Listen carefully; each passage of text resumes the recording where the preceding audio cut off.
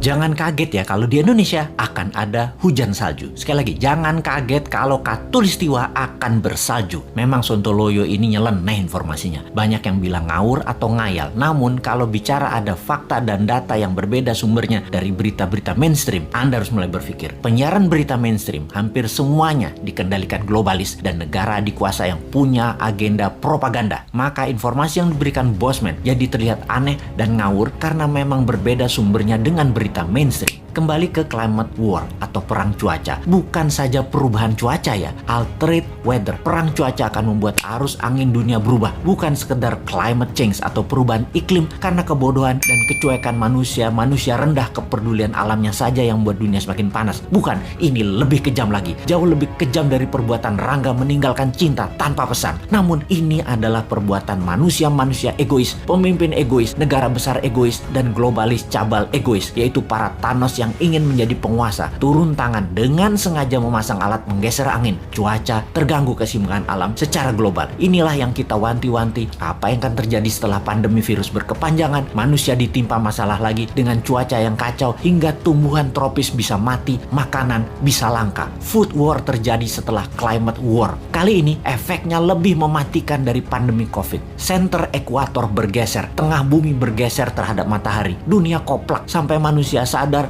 bahwa kita punya common enemy atau musuh bersama, yaitu alam yang tidak dipelihara. Seperti tubuh manusia tidak dipelihara di usia senja, berbagai penyakit dideritanya. Ternyata sahabat, ada fakta lain kalau kita ingin membalik semua keadaan tersebut. Banyak buktinya. Misalnya, ada seseorang di usia 65 tahun baru mulai hidup sehat. Di usia 80 tahun usia biologisnya, tetapi body age-nya seperti orang berumur 30 tahunan karena dirawat dengan baik walaupun mulainya dari umur 65. Dia makan sehat, olahraga, dan lain sejenisnya. Sekali, padahal selama 65 tahun hidupnya berantakan, namun ketika diputuskan berubah 180 derajat, balik arah, semua bisa jadi muda lagi, sehat lagi. Dunia pun sama. Selama ini dunia tidak dirawat oleh manusia, maka penyakit bumi itu banyak. Hal inilah yang membuat bumi menua dengan cepat dan menjadi renta. Tapi bukan tidak bisa disembuhkan. Bisa, selama kita semua sepakat berjuang memperbaiki. Indonesia di tahun 2045 adalah pemimpin yang akan memimpin perbaikan alam dunia ini semua. Untuk itu, New Mind selama 24 tahun ke depan hingga tahun 2045 akan pegang kendali utuh, menyelesaikan masalah dalam negeri dan luar negeri, menyetop kegilaan Amerika dan Tiongkok, serta menyetop globalis cabal. Ini bukan impian kosong. Ini mungkin impian segelintir orang awalnya. Namun ketika 1 juta orang percaya, akan jadi collective belief. Ketika 10 juta orang pertama, kekuatan keyakinan makin besar. Dan ketika 100 juta orang percaya, maka Indonesia akan bergetar. Ketika 270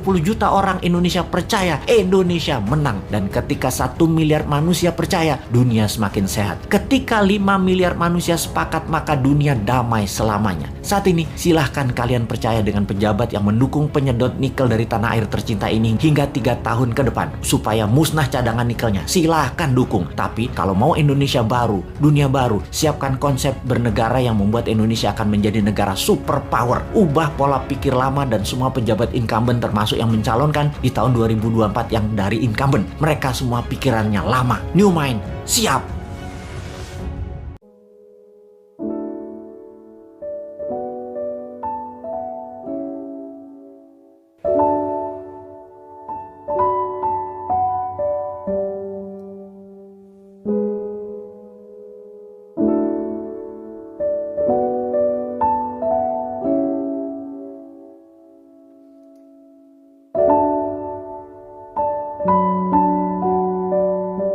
Kemerdekaan ini tidaklah didapat dengan mudah.